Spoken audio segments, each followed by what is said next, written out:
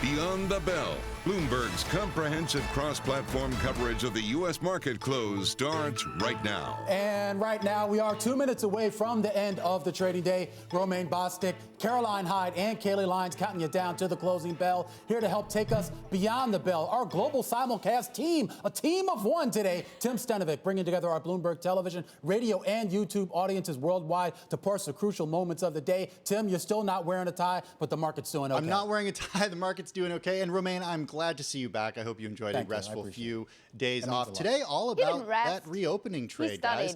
And the Russell 2000, serious outperformance with the NASDAQ in the green, but lower than the other major indices. Lower than the other major indices. But, I mean, Russell 2000, look at that, painting a picture for our radio viewers. Is up more than a percentage point, Kaylee, on fire. But you know where the biggest volume is within the Russell 2000? Of course, it's AMC stock. I was looking at about 5 million shares being traded hands. This is, once again, a story of the meme stock extravaganza. The extravaganza continues. This is the fourth day higher for AMC. It is up more than 120% over just the last 4 days. So no, the Reddit traders are not hibernating. They are active. They are talking stocks up on Wall Street bets, and they are a force in this market, continue to be a force in this market, Tim. Yeah, Kaylee, AMC shares higher by 35% right now. It was news this morning when the market cap surpassed $10 billion. I'm looking at the Bloomberg right now. That market cap up to $13 billion, Romaine. Yeah. All right, we're going to check back in on AMC and a lot of those meme stocks, which, of course, pretty much are your leaders in terms of valuation basis and in terms of share swapping hands here. But we're going to take a look here at the major markets here. And you see, it is a relatively update here. Nothing outrageous here, but you're getting 4,200 right now on the S&P 500. That's good for about 0.2%. The NASDAQ composite only up fractionally here on the day, and these numbers still need to settle, so it could still dip into the red. 13,736, that's your number right now. Dow Jones Industrial Average firmly in the green, right now up 0.4%. The Russell 2000, that's your outperformer here on the day. 2273 on the Russell. That's good for a 1% gain on the day, Kaylee.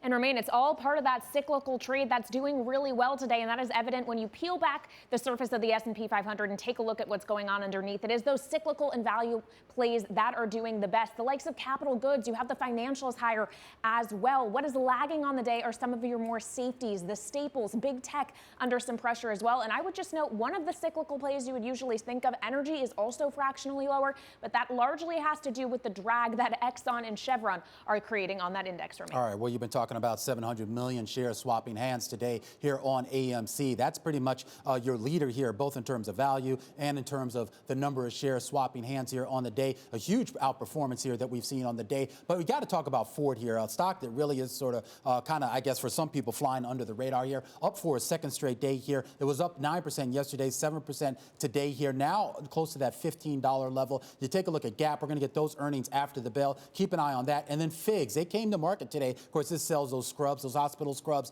selling at 22 here, closing here right around 30. Wow. For hospital scrubs, direct to consumer. Yeah, who would have thought? Well, yeah, absolutely huge. Romaine, you got the gainers, I got the decliners. Rally, you know. Yeah, you're absolutely right. Why not? Well, we got them on the program tomorrow, guys. Oh. The oat milk people? A deep tease. No, figs. Oh. Figs, Sorry, oat milk. Romaine. Okay, sounds good. Hey, let's get to some decliners right now. Dollar Tree down by more than 7% today. Shares dipping. Biggest decline since August after the retailer's full year earnings per share guidance came in below analyst expectations. The cloud platform Anaplan lower on the day as well. Realogy Holdings Corporation. This company includes brands like Century 21, Coldwell Banker, Better Homes and Gardens, Sotheby's, closing down the day more than 10%. This after announcing a $300 million offering of exchangeable senior notes. ExxonMobil finishing the day down by just more than 0.7%. This comes, of course, a day after the surprising win by that tiny activist investment firm, Engine Number One, snagging at least 2 board seats and the promise to push the crude oil driller to diversify beyond oil and fight climate change, Caroline. I find it funny you didn't mention Dollar segue. General in that setup there. Dollar Tree down, Dollar General having a great day. Don't they sell the same stuff? Oh, you just ruined my nice segue from oil into... Oh my gosh. Yeah, he was talking about oil companies, and then I was going to move to commodities. Like, when the plan comes together.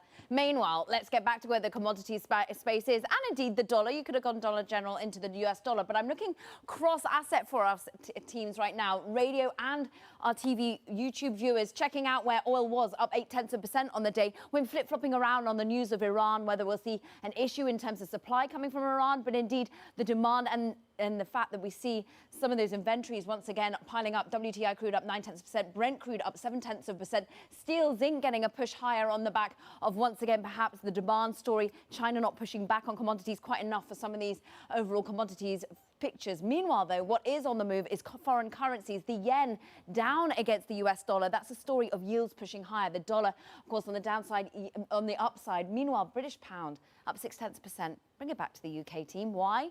Well, because MPC member, the head in the Bank of England, saying, look, maybe we'll see rate rises sooner than the market had anticipated. We currently also move to the story of bonds, Romaine, and we see yields push higher in Switzerland, in Sweden, in the United Kingdom. We're up 5 basis points, and that was a similar story for the United States overall. Yields pushing higher as we see a sell-off in bonds. All about that data today, Romaine. Yeah, taking a look at 1.6 on your 10-year yield. Of course, that's pretty much where we started the month here. 30-year yield right now at 2.27. Interesting, you're looking at Bitcoin here on the day. Right now, hanging out right around that 39,000 mark. Of course, we did hear from the bank CEOs a little bit earlier here in the day. They're still speaking in Washington, I'm told, and that could go on for a little while longer. They did address, of course, crypto, and they all kind of hedged their bets here about sort of what would actually happen with regards to them offering crypto. Caroline, what did you think of some of those comments? Well, Jamie Dimon still, it's interesting.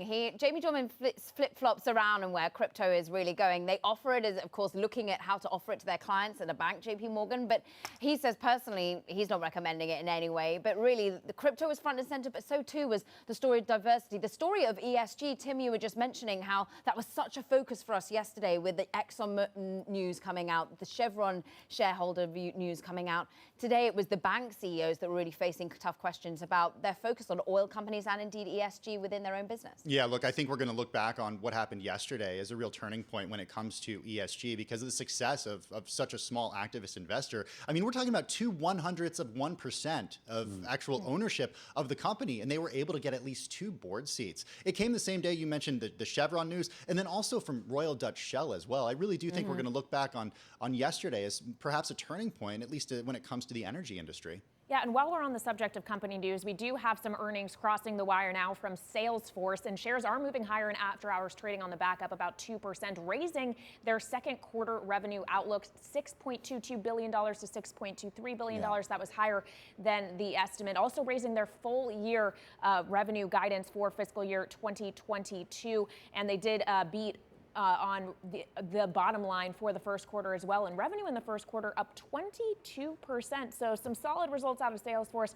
and shares ticking up a little bit in after hours trading, Romaine. Yeah, and it'll be interesting too to hear kind of how that Slack acquisition is going. Remember, a lot of people really want to see when that's going to close and really how he's going to integrate that into Salesforce. Of course, a lot of questions about that deal when it was announced and whether it was actually a sound decision, a sound use, I should say, of the company's capital. Yeah, Romaine, I'm watching Lionsgate right now because we're seeing numbers from Lionsgate coming in. A revenue of $876.4 million, beating estimates of $800.7 million. Fourth quarter adjusted EBITDA of $77.4 million, beating estimates of $38.4 million. And then fourth quarter adjusted EPS of $0.00 on these numbers, estimates of a loss of 7 cents, Caroline. Meanwhile, an outstanding start to the year, so says Ulta Beauty, Tim. We're seeing this company raising its full year forecast. Mary Dillon, the CEO, saying, really want to thank the associates. They see a very dynamic environment. Finally, we get to take our masks off potentially in certain parts of the United States. And we see, of course, optimism around what's happening in terms of your beauty market, up 2.3% after hours as it raises its outlook for full year 2021. First quarter earnings per share remain $4.10 versus a loss per share year on year. So clearly a changing of the guard there. Yeah, I think all of us sort of coming out, back out into the wild here after the pandemic should potentially give a boost to some of those companies selling makeup. So I think, guys, we have to circle back, though, to some of these individual movers, and particularly on the retail side. You could call it the meme stocks, the Reddit stocks, if you will. But on a day where you had AMC up 35%, Nikola up 20%, Virgin Galactic up 15%, Roblox up 9%, and a lot of other companies that have been associated with that retail trade not only rallying hard, it makes you wonder here, have the fundamentals changed? Is this a short squeeze? What's going on? I'm not sure the Are you fundamentals laughing at the fundamentals?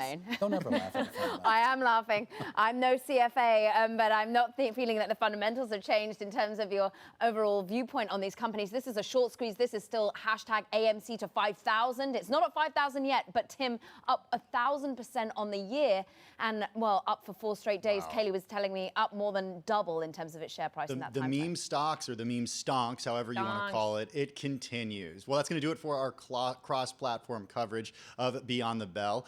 We'll see you tomorrow, same time, same place.